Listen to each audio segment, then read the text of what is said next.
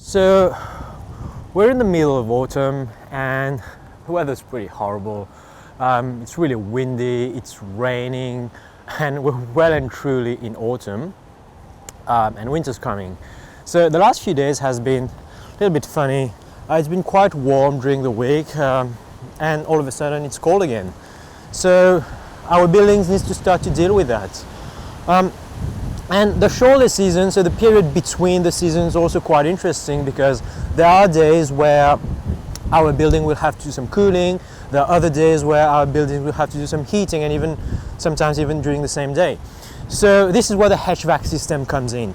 HVAC stands for heating, ventilation, air conditioning, and it's the part of the building that will actually make the building comfortable for the occupants. So let's have a look at what HVAC systems look like and how these HVAC systems work. All right, let's go. So we are now on the roof of the Melbourne School of Design, and as you can see here, it's full of mechanical equipment. So these are just cooling towers, and cooling towers are only part of the equipment that's required in the HVAC system. So as you can probably hear, it's very noisy. These are acoustic treatment for the noise. So yeah, it takes a lot of equipment and it's quite complex. So in the video, we're going to see how these different elements fit together to provide proper heating, cooling, and ventilation for a building. See ya! So back in the quiet of my office. So obviously that MSD rooftop shoot was on a different day, but you could still see how big these HVAC components can be. So now let's have a look at how they actually work internally and how they interact with one another to provide heating, ventilation, and air conditioning inside the building.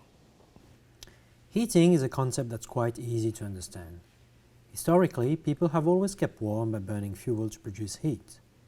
Fuels include timber, animal fat, and more recently coal, gas, and oil. Another method of heating is through the Joule effect, where an electric current is passed through a high-resistance material, which then heats up and emits heat. This is how your oven, your toaster, your hairdryer works. Cooling, on the other hand, is less intuitive. How does an object cool down? Put it simply, if you want to cool down an object, you need to extract the heat from that object. That's how your fridge works. It sucks out the heat from the food and rejects the heat out of the fridge, usually at the back. The piece of equipment that does that is called a heat pump.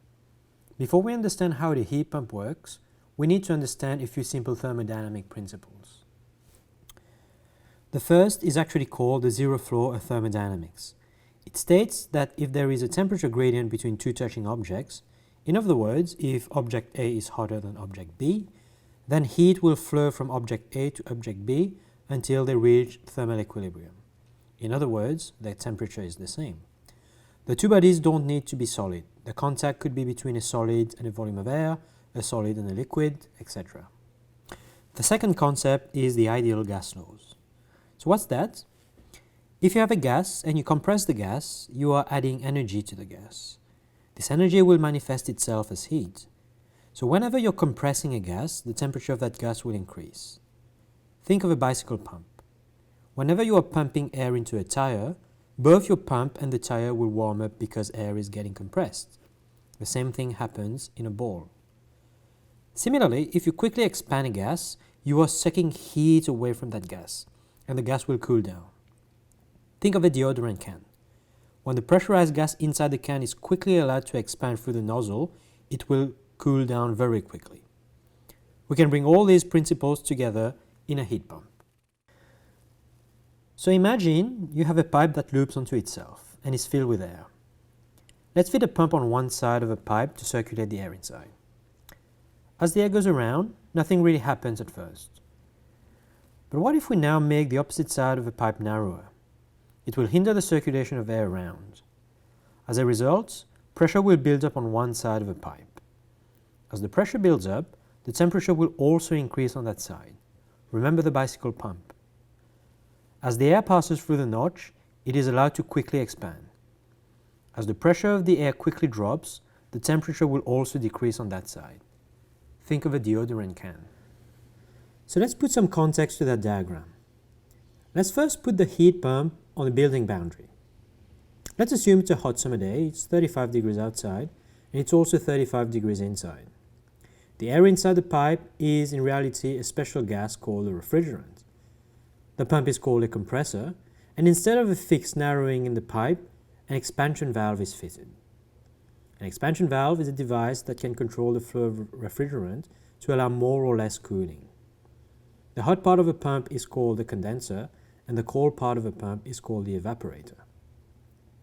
So let's start the compressor. The refrigerant on the condenser side will start to compress, and the temperature of the refrigerant will slowly start to rise. We now have a temperature gradient between the refrigerant and the outdoor air.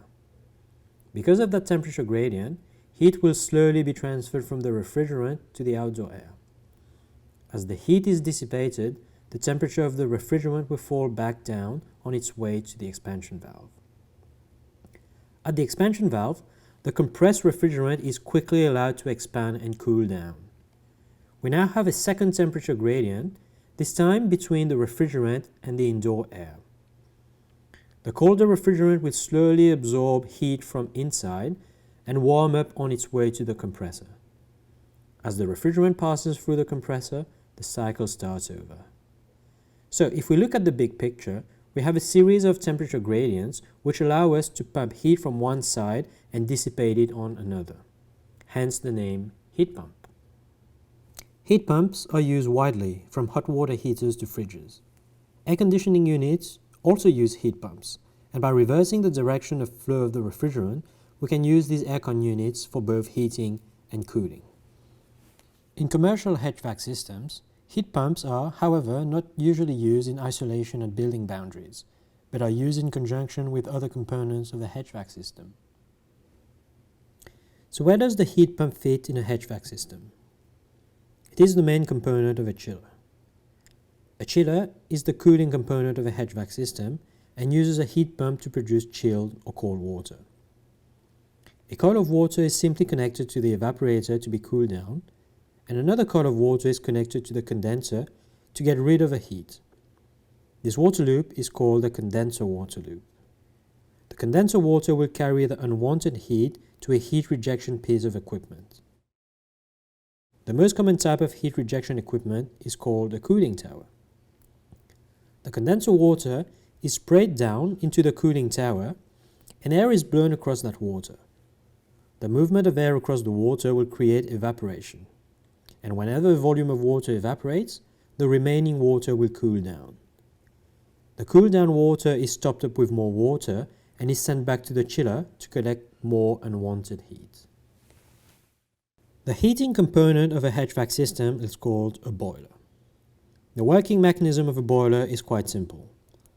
Natural gas is burned to produce heat. A coil of water is run across the burning gas and collects the heat. This water is called the hot water. The next piece of equipment is called the air handling unit. As the name suggests, the air handling unit handles air.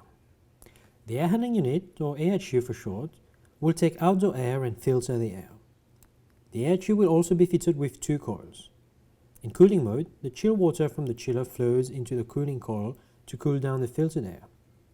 Similarly, in heating mode, the hot water from the boiler will flow into the heating coil to heat the filtered air. Once the air is filtered and heated or cooled, it is then distributed inside the building. This is called the supply air. The air coming back from the building, called the return air, is pushed back into the AHU.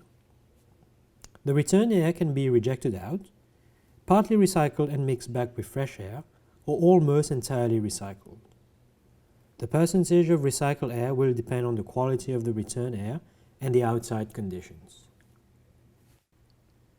So let's take a step back and observe how the different components are connected by various water loops. That configuration right here is one of the simplest and one of the most common examples of commercial HVAC. So there you have it. This is how HVAC systems work. And there are many different variations of these HVAC systems, some with different components, or even the same components but different ways in which they're connected. But once you understand the basic principles, you should be able to understand any one of these different configurations. So next time you're feeling too hot or too cold, you'll understand how your building is trying to keep you comfortable. Oh, puppy! Bye!